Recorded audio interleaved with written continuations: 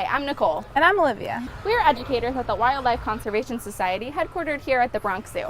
WCS works all over the world to protect wildlife and wild places. One of the many ways to do this is through protected areas such as national parks.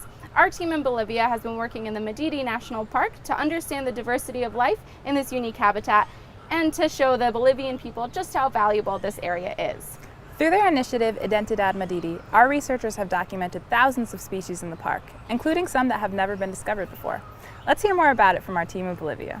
Bueno, Identidad Madidiyoutube es una expedición científica que ha reunido a más de 10 instituciones públicas, científicas y no gubernamentales que tiene un mismo propósito, que es el de generar información sobre la biodiversidad del Parque Nacional Madidiyoutube en puntos donde no se tenía ningún tipo de información y toda esta información darlas a conocer a la sociedad boliviana y al mundo. Identidad Madidiyoutube es, como su propio nombre le dice, conocer algo sobre la identidad, en este caso conocer la identidad del parque, y en este caso tuvimos el privilegio de conocer la diversidad de plantas, ¿no? Y obviamente estamos avanzando en conocer más sobre la diversidad del Parque Madidiyoutube. We visited 15 different sites. That was across about 10 different field trips. Because Madidiyoutube is so large and it has this unique altitudinal range, which is really the reason why it is so biologically diverse, is because it has an altitudinal range of almost 6,000 meters or 20,000 feet. So we were in the mountains on some trips, and then the next trip would be in the Amazon rainforest, and then we would be visiting all sorts of different kinds of cloud forest in the Andes. Bueno, para poder coordinar una expedición de esta magnitud, donde el equipo era bastante grande, pues se necesitan básicamente tres cosas. La primera es el que todo el equipo científico y de apoyo tengamos un mismo objetivo, que todos lo teníamos, que era el de conseguir información que no se conocía del parque.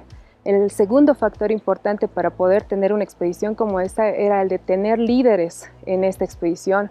Y en este caso era Robert Wallace y Guido Ayala, que eran los líderes de expedición, que ellos coordinaban continuamente con todo el equipo. Y el tercer factor que era importantísimo para la expedición era tener un grupo que se dedique netamente a toda la parte logística. En este grupo estaba Herminio Ticona, estaba Guido Ayala y estaba yo, que nos encargábamos de ver todos esos detalles para poder llegar a los puntos de muestreo. Madidiyoutube is one of Bolivia's largest national parks, but it's also the park in Bolivia which protects the most biodiversity. That means it has more plants and animal species than any other park in Bolivia, but it also has more plants and species than any other protected area in the world. Identidad Madidiyoutube is a project that we developed to, on the one hand, generate more and better information about Madidiyoutube's outstanding biodiversity, but it's also a project that was committed right from the beginning to sharing that information with the public, and especially the Bolivian public. Lo que se pretende es generar un sentido de responsabilidad y conciencia de que la población urbana depende esencialmente del buen estado de conservación que tengan sus áreas naturales colindantes y también las áreas protegidas. Lo que pretendemos también es involucrar tanto a los jóvenes como al público en general en participar de iniciativas ciudadanas. Deseamos que los jóvenes empiecen a registrar la biodiversidad que se encuentra en el área urbana y también generar un poco de conciencia y responsabilidad para la conservación de las áreas protegidas.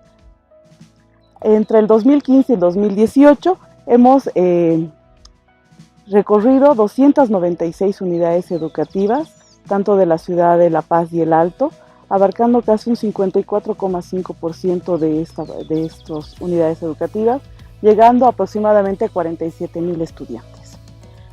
Cuando nosotros dábamos las charlas, por ejemplo, muchos de los estudiantes mencionaban que las ciudades no eran parte de la naturaleza, pero conforme iban viendo esta información, se dieron cuenta que todo es parte de un mismo ecosistema.